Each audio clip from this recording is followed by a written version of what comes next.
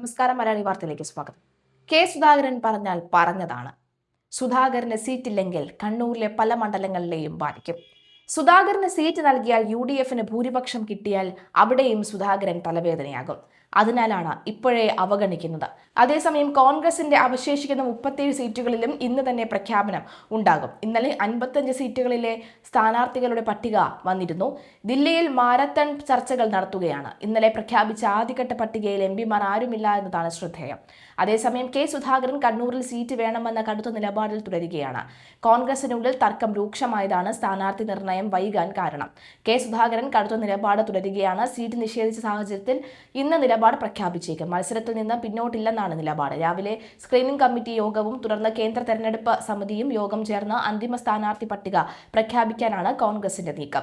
ഇന്നലെ പ്രഖ്യാപിച്ച ആദ്യഘട്ട പട്ടികയിൽ MP-മാർ ആരുമില്ല എന്നതാണ് ശ്രദ്ധേയം. കണ്ണൂരും കോന്നിയും ഒഴിച്ചിട്ടാണ് ആദ്യ പട്ടിക പ്രഖ്യാപിച്ചിരിക്കുന്നത്. എൽദോസ് കുന്നപ്പള്ളിയുടെ പേര് ആദ്യ പട്ടികയിൽ ഉൾപ്പെട്ടിട്ടില്ല. പെരുമ്പാവൂർ മണ്ഡലത്തിൽ ഇതുവരെ അന്തിമ തീരുമാനമായിട്ടില്ല എന്നാണ് വിവരം.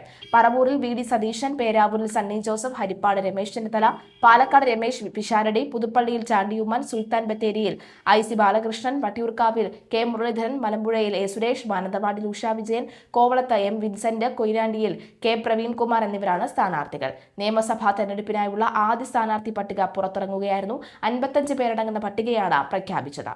കണ്ണൂർ നിയമസഭാ സീറ്റിനായി കെ സുധാകരൻ MP സമ്മർദ്ദം ശക്തമാക്കുന്നതിനിടയിൽ KPCC അധ്യക്ഷൻ സണ്ണി ജോസഫിന്റെ പേരാവൂർ മണ്ഡലത്തിൽ നിറയെ സുധാകരൻ അനുകൂലികളുടെ ഫ്ലക്സുകൾ. കൊട്ടിയൂർ ചുങ്കക്കുന്ന് മുതൽ അമ്പായത്തോട് വരെയുള്ള പ്രദേശങ്ങളിൽ 8ഓളം ഫ്ലക്സ് ബോർഡുകളാണ് സണ്ണി ജോസഫിന്റെ പ്രചാരണ ബോർഡുകൾക്ക് മുന്നിലായി പ്രത്യക്ഷപ്പെട്ടത്. നട്ടുനനച്ചു വളർത്തിയവരെ ഇല്ലായ്മ ചെയ്താൽ കനത്ത തിരിച്ചടി നേരിടേണ്ടി വരും എന്ന മുന്നറിയിപ്പോടു കൂടിയുള്ള ഫ്ലക്സുകളാണ് നിരന്നിട്ടുള്ളത്.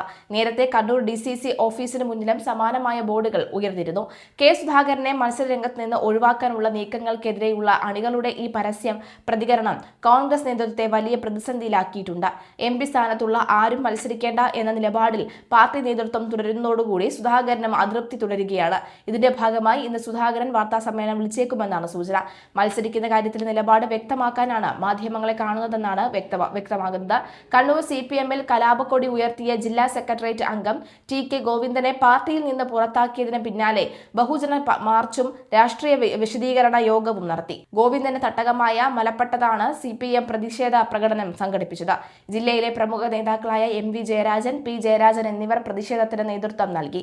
TK ഗോവിന്ദൻ മാഷിനൊപ്പം ഇപ്പോൾ അദ്ദേഹത്തിനൊപ്പം അദ്ദേഹം മാത്രമാണെന്ന അവസ്ഥയാണെന്നും സ്വന്തം ബന്ധുക്കൾ പോലും കൂടെയില്ല എന്നും രാഷ്ട്രീയ വിശദീകരണ യോഗത്തിൽ CPM സംസ്ഥാന സെക്രട്ടേറിയറ്റ് അംഗം MV ജയരാജൻ പരിഹസിച്ചു. ആന്തൂരിൽ സാജന്റെ മരണത്തിൽ PK ശ്യാമള ടീച്ചർ പങ്കില്ല എന്ന് കോടതിയും പോലീസും വ്യക്തമാക്കിയതാണെന്നും അദ്ദേഹം ആവർത്തിച്ചു. നേതാക്കളെ സേവിച്ച് സ്ഥാനാർത്ഥിയാകാൻ കമ്മ്യൂണിസ്റ്റ് പാർട്ടിയിൽ കഴിയുമെന്ന് TK ഗോവിന്ദനോട് ആരാണ് പറഞ്ഞതെന്നും MV ജയരാജൻ ചോദിച്ചു. TK ഗോവിന്ദൻ ശത്രുവിന്റെ കോടാലിക്കൈയായി മാറിയെന്നാണ് P ജയരാജൻ അഭിപ്രായപ്പെട്ടത്. കുടുംബവാഴ്ചയ്ക്കെ കുറിച്ച് സംസാരിക്കുന്ന കോൺഗ്രസുകാർ ഉമാ തോമസിനെ സ്ഥാനാർത്ഥിയാക്കിയതിനെ കുറിച്ച് മറുപടി പറയണമെന്നും അദ്ദേഹം ആവശ്യപ്പെട്ടു.